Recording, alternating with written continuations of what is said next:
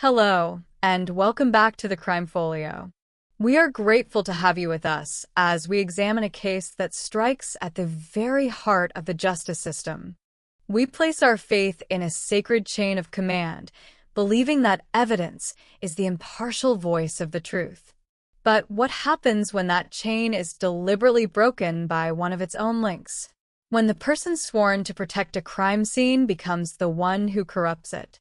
Tonight, we explore the ultimate institutional betrayal, the story of a police officer who used their badge not to solve a crime, but to conceal one, threatening to unravel the very system they swore an oath to uphold. Case 1. A killer in plain sight. An LAPD detective murders her romantic rival and helps conceal her own crime for over 2 decades. The Los Angeles Police Department. For over a century, the LAPD has been an institution woven into the fabric of American culture, a symbol of law and order, mythologized in film and television. Its officers are expected to be gatekeepers of justice, their integrity the bedrock upon which the entire system rests. The detective's shield is not merely a piece of metal, it is a covenant, a promise to the public to pursue truth relentlessly, to protect the innocent, and to hunt the guilty, no matter where the evidence leads. But this story is about the corrosion of that promise. It is the story of a crime where the evidence did not need to be tampered with in a lab because it was ignored at the source. It is about a killer who did not need to hide in the shadows because she was hiding in plain sight, protected for decades by the very shield she used as a weapon. Her name was Stephanie Lazarus, and she was one of their own. Our story begins in the bright, suburban expanse of California's San Fernando Valley. The year is 1986. Sherry Rasmussen, 29, was a woman who radiated competence and warmth. As the director of nursing at Glendale Adventist Medical Center, she was respected, admired, and deeply loved. She had recently married the man of her dreams, John Rutan, a promising young engineer. They had just moved into a condominium in Van Nuys, a home filled with the promise of a future they were building together. Sherry was at the peak of her life, a life of purpose and happiness that felt secure and boundless. But a shadow from her husband's past lingered, one she was aware of but could not have possibly understood the depths of its obsession. That shadow was Stephanie Lazarus, a young, ambitious LAPD patrol officer. Lazarus had dated John Rutan for several years before he met Sherry. Their breakup had been difficult, and Lazarus had not accepted it.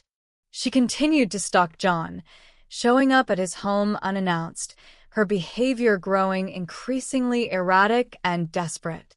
She was a woman consumed by a possessive jealousy that bordered on pathological. Sherry had told her father, Nels Rasmussen, about these unsettling encounters. She was worried, but she believed it was something that would eventually fade away. She tragically underestimated the darkness festering inside the woman who wore the uniform of the LAPD. On the morning of February 24, 1986, John Rutan left for work, kissing his wife goodbye for the last time. Sherry stayed home, having called in sick. What happened next inside that quiet condominium can only be pieced together from the brutal aftermath. The evidence suggests a violent, protracted struggle. Sherry Rasmussen did not go down without a fight. She was a strong woman, and she fought for her life with every ounce of her being. The attacker was met with fierce resistance. Furniture was overturned, items were broken. The struggle moved through the living room, a desperate, violent ballet of attack and defense. But Sherry was ultimately overpowered. She was shot 3 times, twice in the chest, and once in the back. The final, fatal shot was delivered at close range. When John Rutan returned home that evening, he walked into a scene of unimaginable horror. He found his wife's body on the living room floor. The home they were building together had been desecrated, turned into a tomb. In his grief and shock, he called 911. The first officers to arrive were from the LAPD's Van Nuys division. The investigation was handed over to homicide detectives. From the outset, the investigation took a specific and tragically wrong direction. The detectives on the scene observed that the couple's stereo equipment was missing, and Sherry's new BMW, a wedding gift from her parents, was gone. They quickly settled on a theory: a botched burglary. They believed that two male burglars had been surprised by Sherry, and the confrontation had turned violent. This theory, formed in the first few hours, would become an unshakable dogma, a fatal instance of tunnel vision that would blind them to the truth for more than 2 decades. In the days following his daughter's murder, a grief-stricken Nels Rasmussen did exactly what any parent would do. He tried to help. He sat down with the lead detectives and told them everything he knew. He told them about John's ex-girlfriend, the LAPD officer who had been harassing Sherry. He told them her name, Stephanie Lazarus. He explained that she had confronted Sherry at her workplace, telling her, "If I can't have John, nobody can." This was not a vague suspicion. It was a direct threat from a known individual with a clear motive. It was the single most important piece of information in the entire case, and the detectives dismissed it. They treated Nels Rasmussen not as a vital source of information, but as a grieving, meddling father who didn't understand police work. They told him he'd been watching too much television. They waved away his concerns, assuring him they were pursuing the real culprits, the two male burglars. Whether this dismissal was born of simple incompetence, arrogance, or a more sinister institutional instinct to protect one of their own, the result was the same. The most crucial lead was deliberately buried. The evidence, the testimony of a credible witness, was not just tampered with, it was actively ignored. The physical evidence at the scene pointed away from the burglary theory, if only someone had been willing to look. The stolen stereo equipment was bulky and unwieldy, an unlikely target for professional thieves. The struggle was too personal, too violent. And there was one piece of evidence that was utterly unique. On Sherry Rasmussen's arm was a bite mark. A swab was taken from the bite, containing the killer's saliva, and it was booked into evidence. In 1986, DNA technology was in its infancy, but the sample was preserved, a microscopic message in a bottle, waiting for a future that could finally read it. The investigation into the two phantom burglars went nowhere. Sherry's stolen car was found abandoned a week later. There were no fingerprints, no witnesses. The case slowly grew cold, another unsolved homicide file gathering dust in the archives of the LAPD. For Nels and Loretta Rasmussen, and for John Rutan, there was no resolution, only the gnawing pain of a life stolen and a justice system that had failed them. Nels never gave up. For years, he would periodically contact the LAPD, asking about his daughter's case, reminding them of the ex-girlfriend cop. Each time, he was met with silence or condescension. Meanwhile, Stephanie Lazarus's life moved in the opposite direction. The dark secret she carried did not hinder her career. It seemed to fuel it. She moved from patrol to specialized units. She was tough, smart, and respected. She eventually became a detective, specializing in art theft, a prestigious and high-profile assignment. She married another LAPD officer and raised a child. She built a life, a successful career, an identity as a pillar of the law enforcement community. She attended retirement parties, worked alongside generations of detectives, and walked the same hallways as the men who were supposed to be investigating the very murder she had committed. She was hiding in the one place no one would ever think to look, behind the badge. For 23 years, the killer and the investigator were one and the same. The years turned into decades. The world changed. Technology evolved. In 2009, A new generation of detectives in the LAPD's cold case unit pulled the file on the murder of Sherry Rasmussen. It was one of hundreds of unsolved cases, a ghost from the department's past. The new detectives, led by a man named Jim Nuttall, came to the case with fresh eyes, unburdened by the biases of the original investigation. They read the old reports, the witness statements, and the autopsy findings. And they focused on the one piece of physical evidence that had never been fully utilized, the swab from the bite mark. They sent the swab to the crime lab for DNA analysis.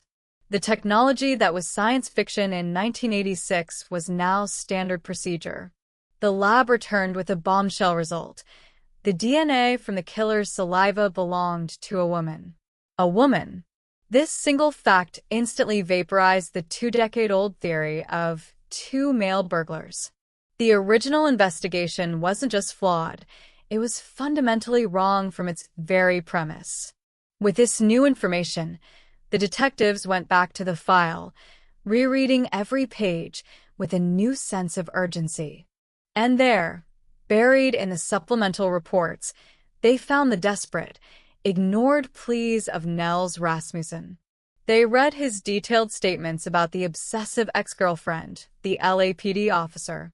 They saw her name, Stephanie Lazarus. A chilling realization washed over them.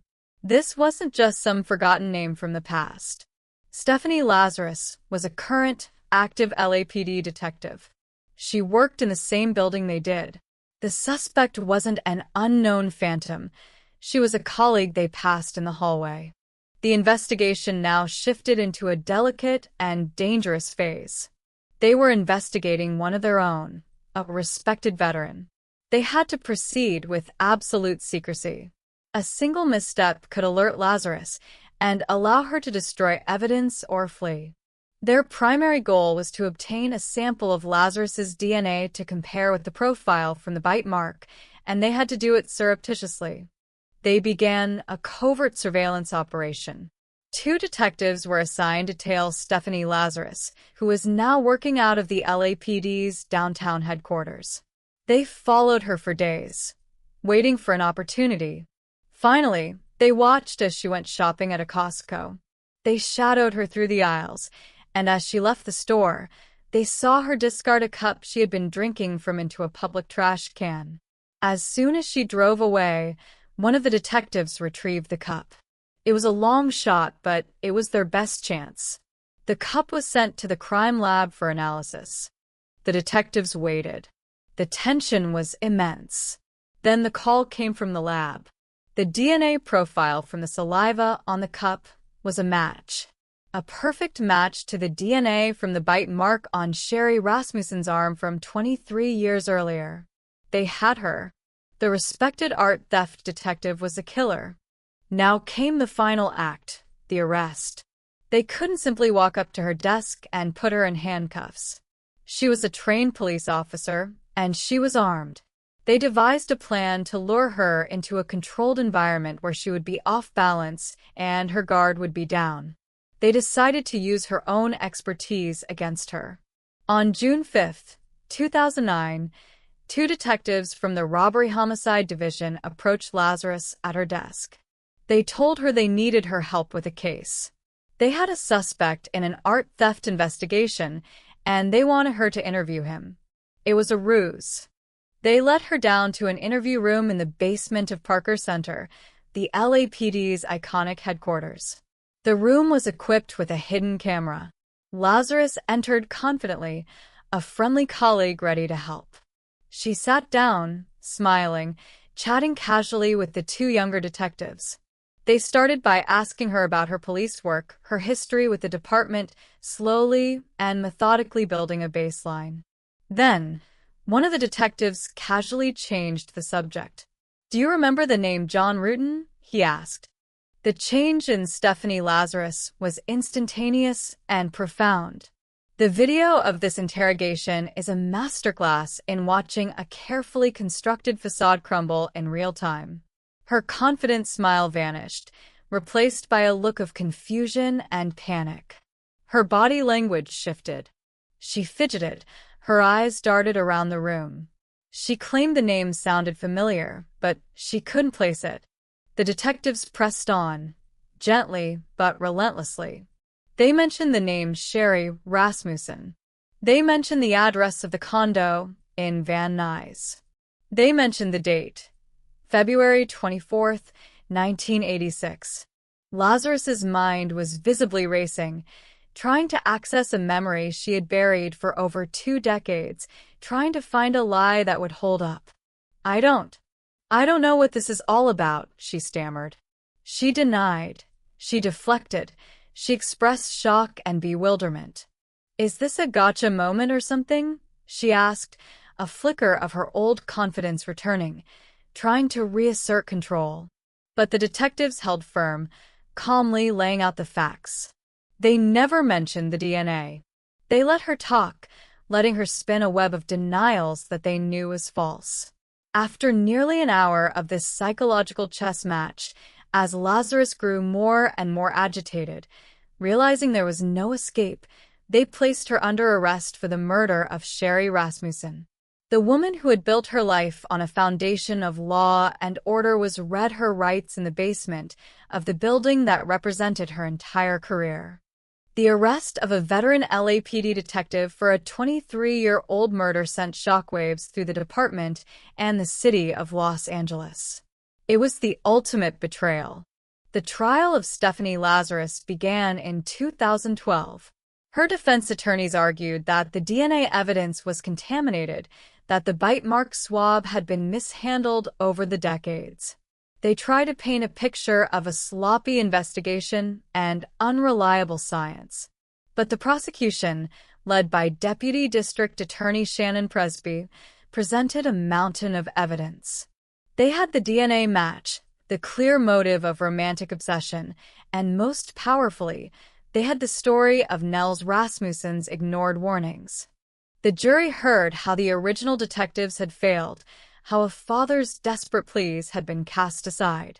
They saw the cold, hard science of the DNA, and they watched the videotaped interrogation, seeing the guilt etched on Lazarus's face as her world unraveled. After deliberating for 2 days, the jury found Stephanie Lazarus guilty of first-degree murder. She was sentenced to 27 years to life in prison. The conviction brought a measure of closure to the Rasmussen family, a vindication of Nels's decades-long fight for the truth. But the case leaves a deep and unsettling legacy. It is a story about more than just a single jealous rage. It is a story about an institutional blindness, a blue wall of silence, whether intentional or not, that allowed a murderer to flourish within the ranks of those sworn to protect. It raises a chilling question. How many other truths have been ignored? How many other secrets are hidden behind a badge? The case of Stephanie Lazarus serves as a stark and permanent reminder that the most dangerous corruption is the one that erodes a system from within, betraying the trust of the very people it is meant to serve. Case 2. The Dashcam Deception. The story of a fatal police shooting in Chicago and the coordinated effort by officers to falsify reports. From the singular corruption of one detective, driven by a personal obsession she concealed for decades, we now turn our attention to a different, more insidious form of deception. It is not the act of a lone wolf hiding a personal crime, but the coordinated effort of a pack. It is a story about the creation of a shared fiction, a script written in the immediate, chaotic aftermath of violence, and then recited in unison by those who wore the same uniform. It is a betrayal that suggests a sickness not in an individual, but in a culture. This is a story about a crime that was captured on video, an unblinking, digital witness that told one story, while the official reports, written by sworn officers of the law, told another. The battle over which version of reality would prevail would tear a city apart and expose the terrifying mechanics of a cover-up in the age of constant surveillance. Our story takes us to the windswept streets of Chicago and to a 17-year-old boy named Laquan McDonald. On the cold night of October 20th, 2014, a call went out over the Chicago Police Department radio. A dispatcher reported a man with a knife walking down a busy commercial street, puncturing the tires of parked cars. It was a minor property crime, but the mention of a weapon escalated the response. Several police cruisers converged on the area. They found the suspect, Laquan McDonald. He was a ward of the state, a teenager with a troubled and traumatic past, a life marked by instability and neglect. On this night, he was holding a small folding knife with a 3-inch blade. He was not threatening anyone, not charging at anyone. He was walking, almost aimlessly, down the middle of the street, seemingly in a world of his own, ignoring the officers who trailed him, their lights flashing in the darkness. The officers on the scene followed him, waiting for a unit with a taser to arrive. They were containing the situation. There was no imminent threat. The encounter was tense, but it was not yet fatal. That changed with the arrival of SUV 6412. Inside were Officer Jason Van Dyke and his partner, Joseph Walsh. Van Dyke had been an officer for 13 years, with a history of citizen complaints against him for excessive force. He arrived on the scene with a different level of intensity. The dashcam on his vehicle, a silent and impartial observer, began to record the final moments of Laquan McDonald's life. Van Dyke's SUV pulled up. Within 6 seconds of exiting the vehicle, he began to fire. He didn't shout commands. He didn't wait for the taser. He opened fire while he was still moving towards Laquan, who was walking away from him, parallel to the police cars. The first shot spun Laquan around and sent him to the ground. But Van Dyke did not stop. He continued to fire, again and again, for a total of 14 to 15 seconds. He fired 16 shots in total. His partner had to tell him to hold his fire. Puffs of smoke could be seen rising from the pavement as bullets struck the ground around Laquan's prone, twitching body. It was an execution. One of the officers who arrived just after the shooting would later testify that he saw no threat, only a boy on the ground, still moving. Another officer kicked the small knife out of Laquan's hand. In the immediate aftermath of the shooting, a narrative began to form. It was constructed on the spot, a story designed to justify the unjustifiable. That night, Pat Camden, a spokesman for the Fraternal Order of Police, stood before the media and laid out the official version of events. He described Laquan McDonald as a violent, crazed aggressor. He claimed that Laquan had lunged at the officers with the knife, and that Jason Van Dyke, in fear for his life and the lives of his fellow officers, had no choice but to use lethal force. He said Laquan was shot in the chest and was still trying to get up, knife in hand, when he was shot again. It was a clear, concise, and compelling story of self-defense. And it was a complete fabrication. This fabricated narrative was then cemented in the official paperwork. One by one, the officers on the scene filed their reports. Officer Jason Van Dyke wrote that McDonald was advancing on him, swinging the knife in an aggressive manner, and that he continued to point the knife at him even after he fell to the ground. His partner, Joseph Walsh, wrote an identical story, claiming McDonald swung the knife toward Officer Van Dyke in a slashing motion. A third officer, Detective David March, who arrived later to investigate, submitted a report that summarized the other officers' accounts, concluding that Van Dyke's actions were justified and in compliance with departmental policy. At least 5 officers on the scene documented a version of events that aligned perfectly with the lunging narrative. They created an official, written record, a body of evidence that portrayed Jason Van Dyke as a hero who had acted properly to stop a dangerous threat. The evidence tampering in this case was not about planting a weapon or altering a blood sample. It was about the coordinated falsification of the primary historical document of a crime scene, the police report. For over a year, this was the only story the public knew. The city of Chicago and the police department treated the case as a justified shooting. The Independent Police Review Authority, the civilian body meant to investigate such incidents, began its slow, plodding review. In April 2015, the city's attorneys, having seen the dashcam video and knowing its explosive content, quietly approved a $5 million settlement with Laquan McDonald's family. A key condition of the settlement was that the family could not release the video. The city was actively trying to bury the truth. They paid millions in taxpayer money to keep the video from seeing the light of day. But they could not control everyone. A small number of independent journalists and civil rights attorneys refused to let the story die. Brandon Smith, a freelance journalist, and Craig Futterman, an attorney and founder of the Civil Rights and Police Accountability Project at the University of Chicago Law School, believed the public had a right to see the video. They filed a Freedom of Information Act (FOIA) lawsuit against the city, demanding its release.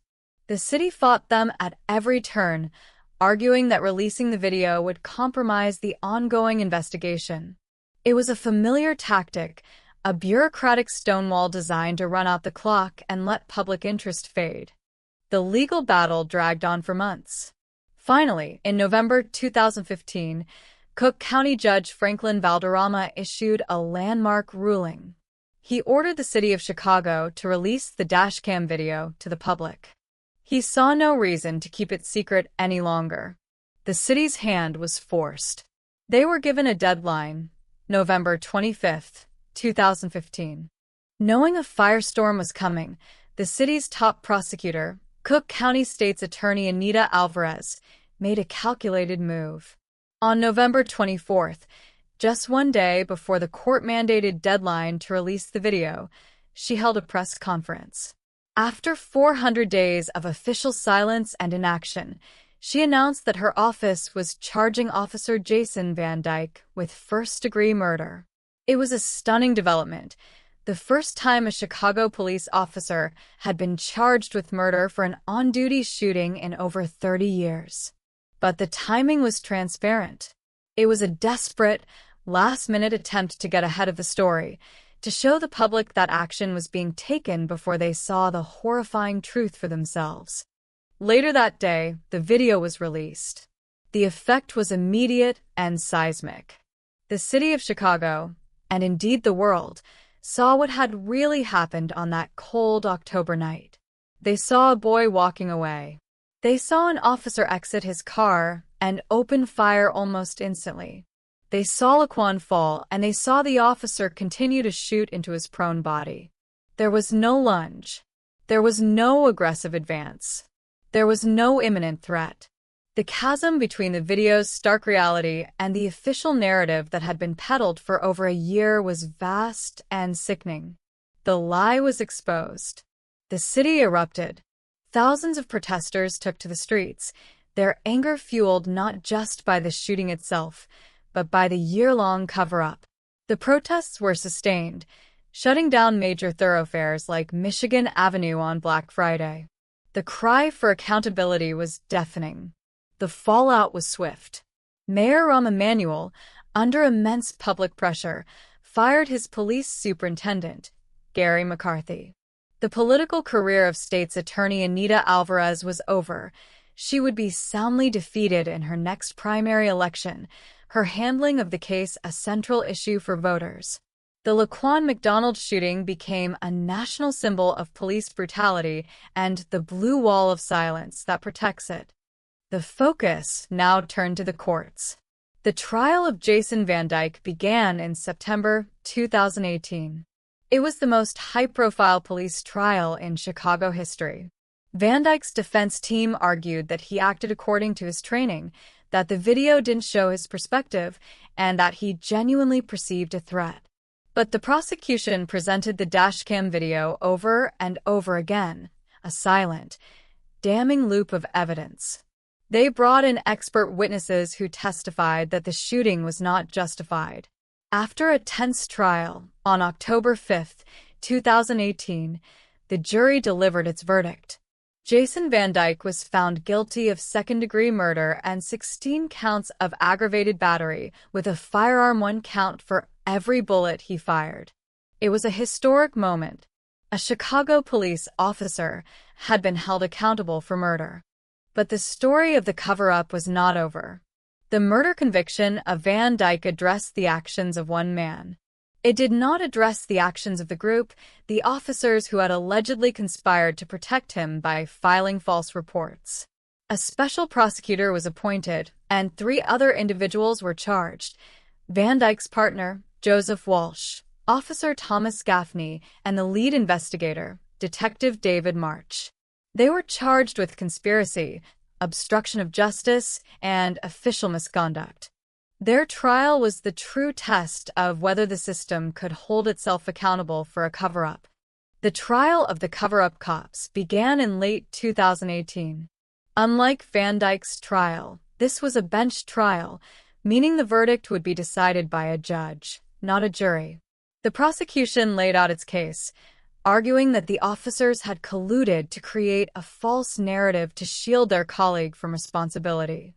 They presented the officers' reports, highlighting how they mirrored each other and contradicted the video evidence. They argued that it was impossible for multiple trained officers to have all perceived the same threat that the video clearly showed did not exist. This was not a mistake, they argued. This was a conspiracy. The defense argued that the officers were simply doing their jobs in a chaotic situation. They claimed the officers documented what they believed they saw, and that any inaccuracies were the result of human error and differing perspectives, not a criminal conspiracy. They argued that convicting officers for filing reports that were later deemed inaccurate would have a chilling effect on all of police work. In January 2019, Judge Domenica Stevenson, a former prosecutor, delivered her verdict. She acquitted all 3 officers on all charges. In her ruling, she stated that the prosecution had failed to prove beyond a reasonable doubt that the officers were conspiring to protect Van Dyke. She concluded that the video was just one piece of evidence and did not show what was in the officers' minds. She argued that it was not an easy task to be a police officer and that the state had presented no evidence that the officers were trying to hide or conceal evidence. The verdict was met with shock and outrage by activists and many members of the public. To them, it felt like a slap in the face. While one officer had been convicted for the shooting, the system that allegedly protected him had been exonerated. It suggested that while a single officer could be sacrificed as a bad apple, the institutional practice of covering for one another the very core of the blue wall of silence was immune to legal consequence. The case of Laquan McDonald is a powerful and disturbing illustration of how evidence can be manipulated not in a lab, but on paper. The dashcam video acted as the incorruptible witness, the objective truth that could not be swayed or intimidated. Its existence forced a reckoning that never would have happened otherwise. It exposed a lie that was carefully constructed and fiercely protected by the very people sworn to uphold the truth. The story serves as a profound lesson on the importance of transparency and the power of technology to hold institutions accountable. It revealed that sometimes the most critical piece of evidence isn't what's found at the scene, but the camera that was rolling when no one thought the world was watching. Case 3. The Backyard Betrayal. An off-duty officer's actions lead to a death, and his colleagues' response blurs the line between investigation and cover-up. The line between a police officer's duty and their private life is a fragile one. The authority and training vested in them do not simply vanish when the uniform comes off. This creates a complex and often perilous dynamic when an off-duty officer is involved in a violent encounter. The immediate aftermath of such an incident becomes a critical test of a department's integrity. Do the responding officers treat their colleague as a suspect or as a brother-in-arms? Does the investigation follow the evidence, or does it follow the allegiance to the badge? Our next case explores this gray area, a tragedy that unfolded not on a dark street corner during a high-stakes pursuit, but in the quiet, suburban sanctuary of a backyard. It's a story of a single, Fatal shot fired by an off-duty officer, and the subsequent response by his on-duty colleagues that raised profound and disturbing questions about whether they were investigating a crime or managing a public relations crisis. This is the story of the death of Eric Salgado at the hands of Salt Lake City Police Officer Joseph D'Andrea. On the evening of April 21, 2007, in the quiet, working-class suburb of Rose Park in Salt Lake City, Utah, a small group of friends and family had gathered for a barbecue. The mood was relaxed. Among the guests was Eric Salgado, a 28-year-old man known for his friendly demeanor and for being a doting father to his young son. Eric had struggled with addiction in the past, but was working to turn his life around. That night, he was simply enjoying a Saturday evening with friends. The barbecue was taking place in the backyard of a home that shared a fence with another property. That neighboring property was the home of Joseph D'Andrea, a patrol officer with the Salt Lake City Police Department. D'Andrea was off-duty. According to his later statements, he became annoyed by the noise from a party next door. He claimed he saw people using drugs and heard them making threats. He decided to intervene. He did not call his on-duty colleagues to handle the noise complaint. Instead, he armed himself with his personal .40 caliber Glock, left his home, and went to confront the partygoers himself. The details of what happened next are contested, a chaotic blur of conflicting accounts. According to the people at the party, D'Andrea appeared at the side gate, aggressive and confrontational. He was not in uniform and did not immediately identify himself as a police officer. An argument broke out. The situation escalated rapidly. D'Andrea drew his weapon. Eric Salgado, who was unarmed, allegedly challenged D'Andrea. The witnesses from the party claimed that Eric had his hands up, telling D'Andrea to put the gun away so they could fight like men. D'Andrea's version of the story is starkly different. He claimed that Salgado was belligerent and threatening, that he advanced on him, and that another individual at the party was armed with a knife. He stated that he feared for his life and had no choice but to fire his weapon. In that moment of conflict and confusion, Joseph D'Andrea fired a single shot. The bullet struck Eric Salgado in the chest. He collapsed to the ground, mortally wounded. He died at the scene, in the backyard, surrounded by his terrified friends. The first 911 call was made by Joseph D'Andrea himself. He identified himself as an officer and reported that he had been involved in a shooting. The response from the Salt Lake City Police Department, SLCPD, was massive and immediate. Dozens of officers, including high-ranking supervisors and detectives, descended on the quiet residential street. The backyard was transformed into a major crime scene. And it was here that the official investigation began, an investigation that would later be scrutinized for its handling of a scene where the primary suspect was one of their own. From the very beginning, the treatment of Joseph D'Andrea was markedly different from that of a typical civilian shooter. Instead of being secured, separated, and treated as a homicide suspect, he was treated with a professional courtesy that blurred the lines of impartiality. He was allowed to remain at the scene for an extended period. He was approached by his supervisor, a sergeant, who placed a comforting arm around him. He was then driven from the scene, not in the back of a patrol car in handcuffs, but in an unmarked vehicle by a fellow officer. He was taken to the public safety building, where he was given time to consult with his union representative and an attorney before giving any formal statement. This is a privilege not afforded to an ordinary citizen involved in a fatal shooting. Meanwhile, the witnesses at the party, the only people who had seen the event from a non-police perspective, were treated very differently. They were rounded up, detained, and transported to the police station for questioning. They were separated and interrogated for hours. Some later claimed they felt intimidated, that they were treated like suspects rather than witnesses to a murder. Their credibility was immediately questioned. Their accounts, which contradicted the officer's version of self-defense, were viewed with skepticism from the outset. The investigation into the shooting was led by the SLCPD's own homicide unit, in conjunction with the Salt Lake County District Attorney's Office. This internal handling of an officer-involved shooting was standard procedure at the time, but it immediately raised concerns about conflicts of interest. Could a department truly conduct an impartial investigation into one of its own members?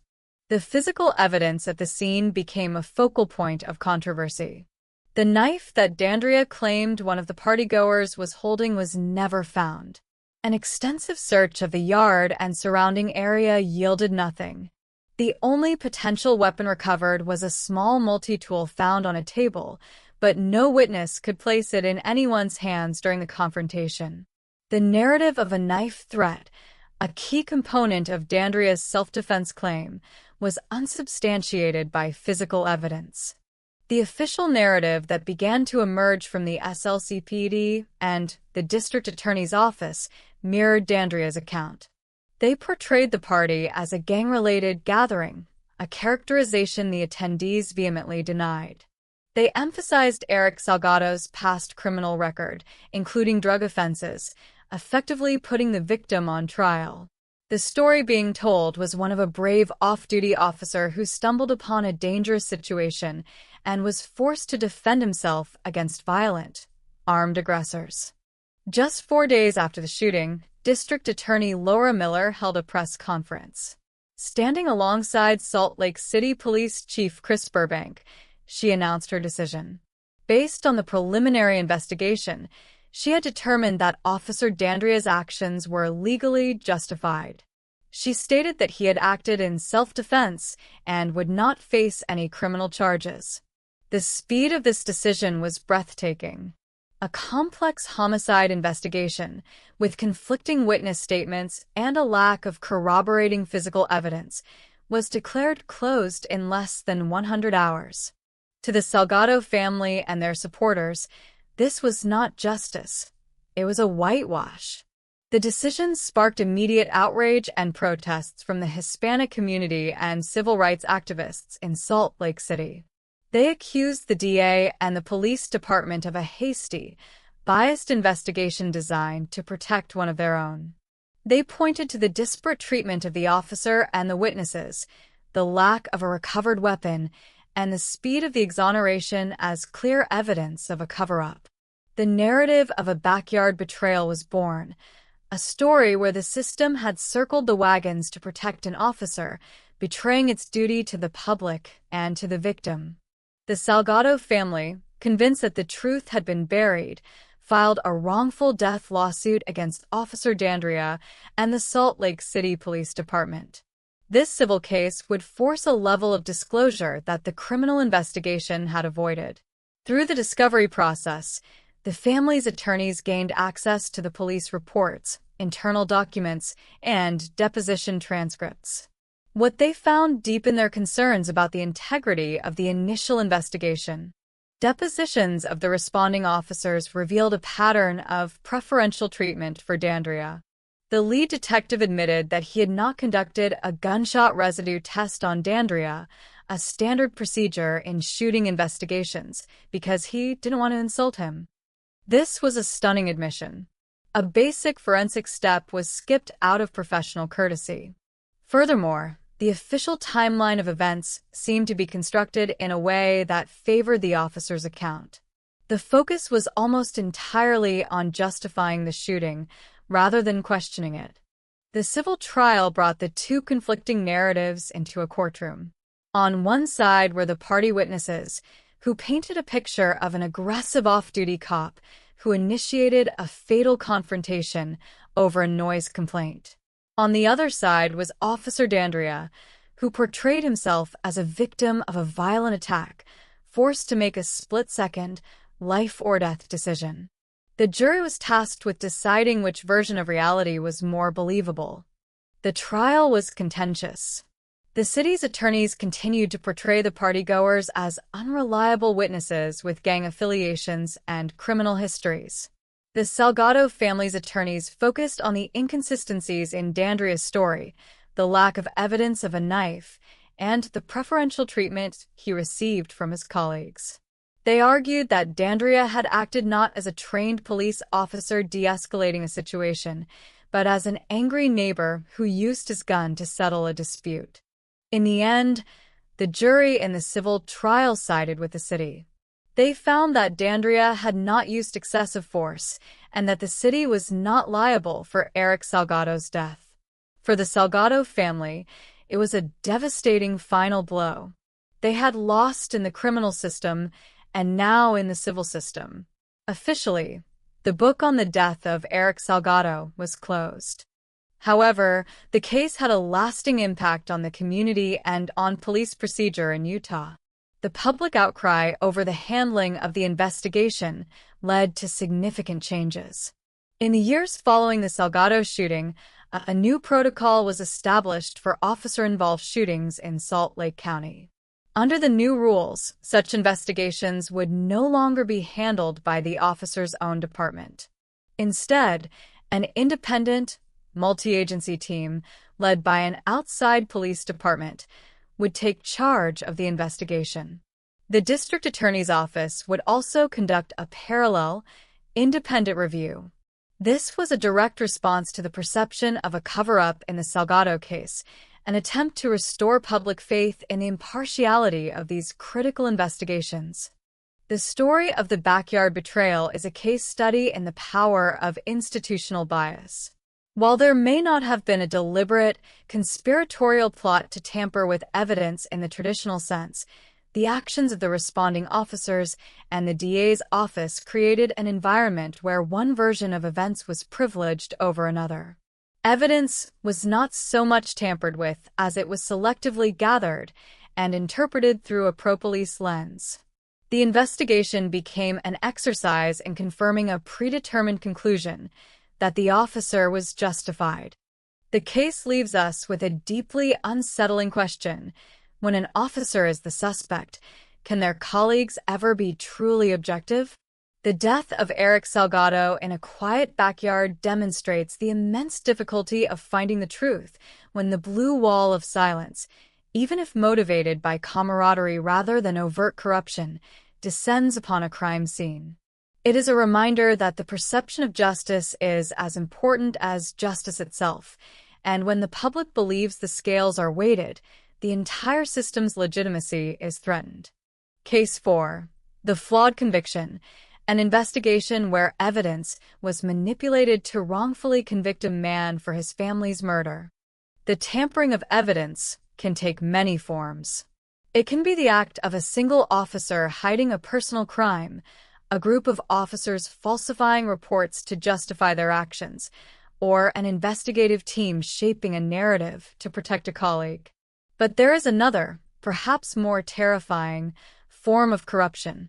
It is when the system, in its fervent desire for a quick conviction and a closed case, manipulates evidence not to conceal a crime, but to create a criminal.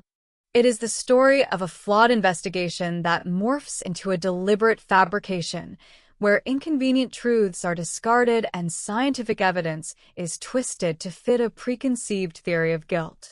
This is a journey into one of the most infamous wrongful convictions in recent American history, a case where a man lost his family to a brutal attack, only to be betrayed by the very system that was supposed to find justice for them. This is the story of Michael Peterson and the staircase. In the affluent suburban enclave of Durham, North Carolina, Michael Peterson was a man of some local renown. A novelist, a newspaper columnist, and a one-time mayoral candidate, he and his wife, Kathleen, were prominent figures in the community. Kathleen was a successful executive at a telecommunications company, a vibrant and respected woman. They lived in a sprawling mansion, a home that was the center of their active social life. To the outside world, they were the picture of success and happiness. But on the night of December 9th, 2001, this idyllic picture was shattered, and their home would become the setting for a mystery that continues to fascinate and confound to this day. Late that night, A frantic 911 call was made from the Peterson residence. It was Michael Peterson. "My wife had an accident," he choked out, his voice thick with panic. "She's still breathing. She fell down the stairs."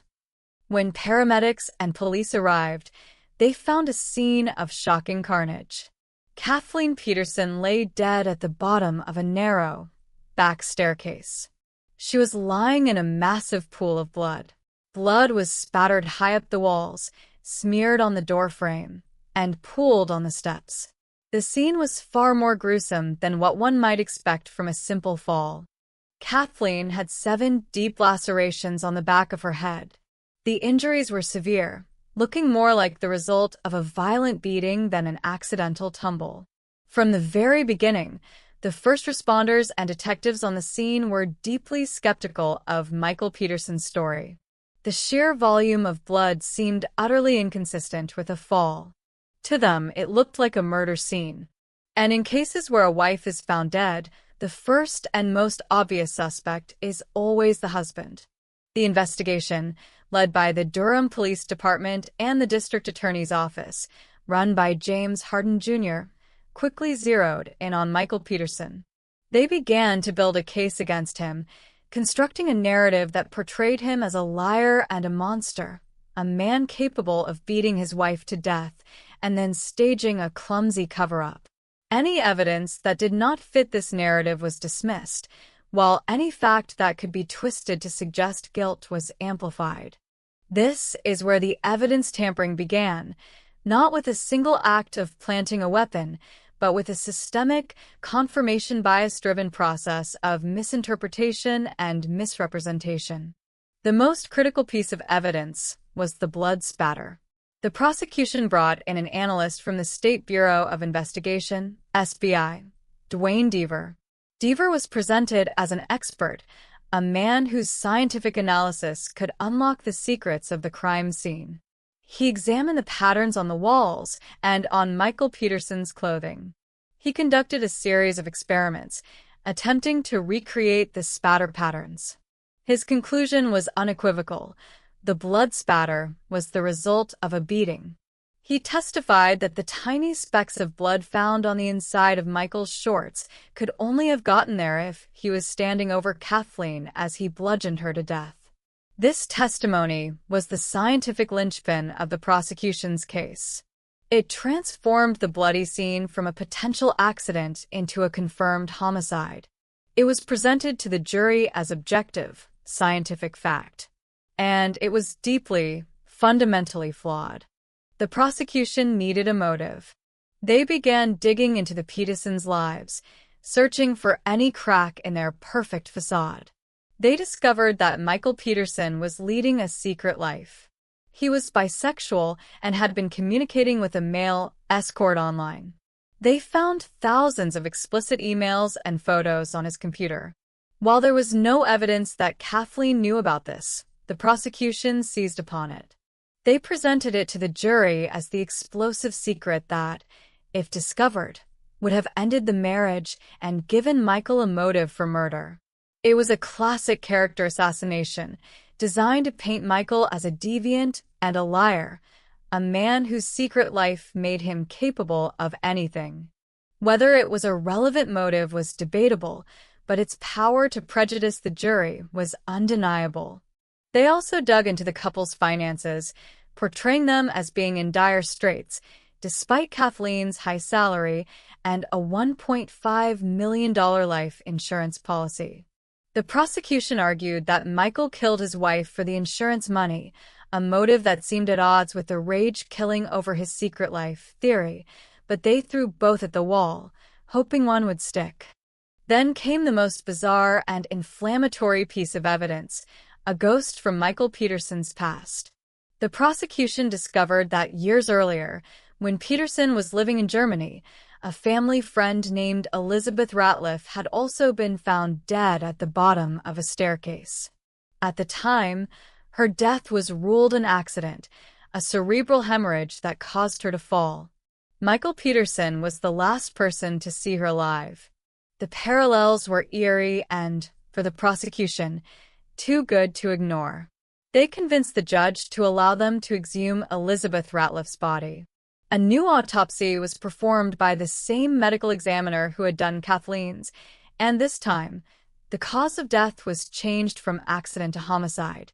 The prosecution argued that Michael Peterson had killed Elizabeth Ratliff years ago, gotten away with it, and used the same falling down the stairs method to kill his wife.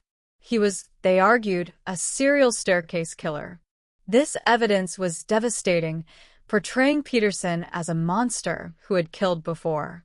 It was also highly prejudicial and based on a reinterpretation of old evidence by a medical examiner who was already convinced of Peterson's guilt in the current case. The defense, led by attorney David Rudolph, fought back at every turn. They argued that the investigation was biased from the start. They brought in their own experts, including the renowned forensic scientist Dr. Henry Lee, who testified that the blood spatter evidence was consistent with a fall. He argued that as Kathleen fell, she could have coughed up blood, or her hair, matted with blood from initial impact injuries, could have sprayed the walls as she flailed and struggled to get up. They argued that the lacerations on her scalp, while severe, were not consistent with a beating from a blunt object, as there were no skull fractures or underlying brain injuries. The defense also presented evidence of Michael's and Kathleen's loving relationship, with friends and family testifying that they were happy. They argued that the secret life, while embarrassing, was not a motive for murder. But their biggest challenge was overcoming the expert testimony of the state's blood spatter analyst, Duane Deaver. The trial was a media circus, a long and complex affair that was documented in an acclaimed French documentary series, The Staircase. In October 2003, after one of the longest trials in North Carolina history, the jury delivered its verdict. They found Michael Peterson guilty of first-degree murder. He was sentenced to life in prison without the possibility of parole. The system had won. A grieving husband was now a convicted killer, and the case was closed. Michael Peterson was sent to prison, all the while proclaiming his innocence. For years, he sat in a cell while his appeals were denied. It seemed his fate was sealed.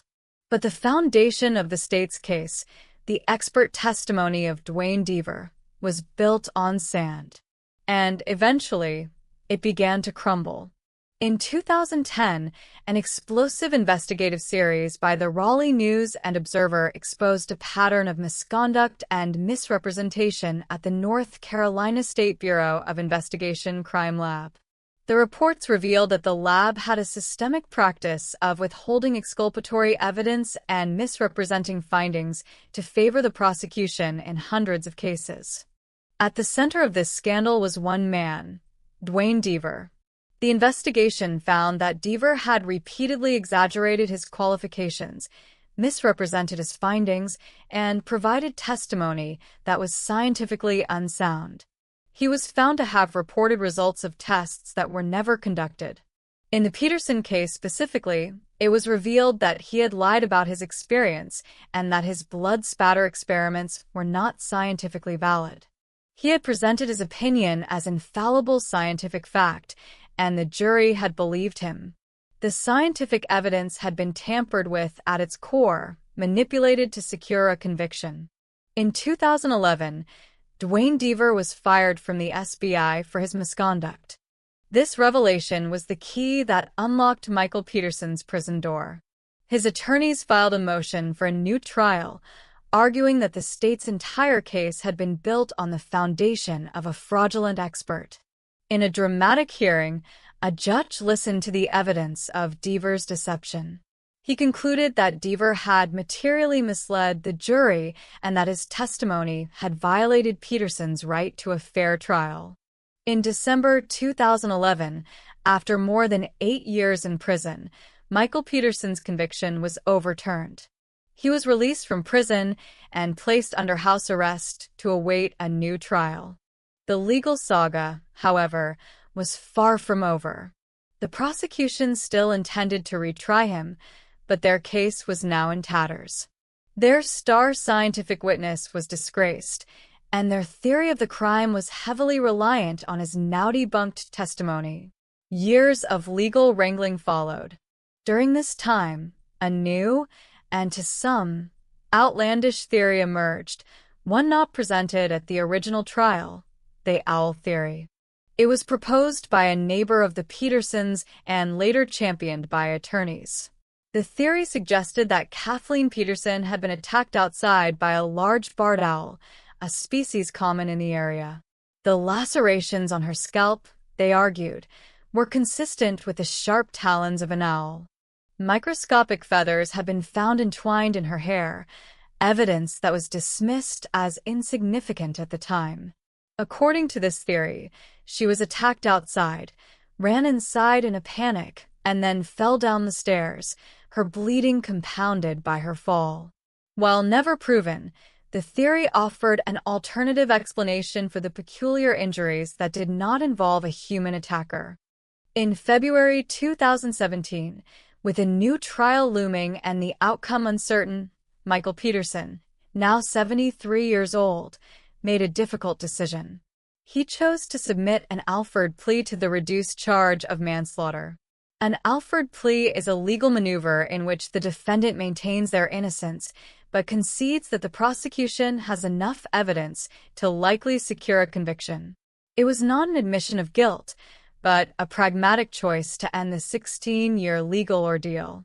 He was sentenced to time already served and was, for the first time in over a decade, a free man.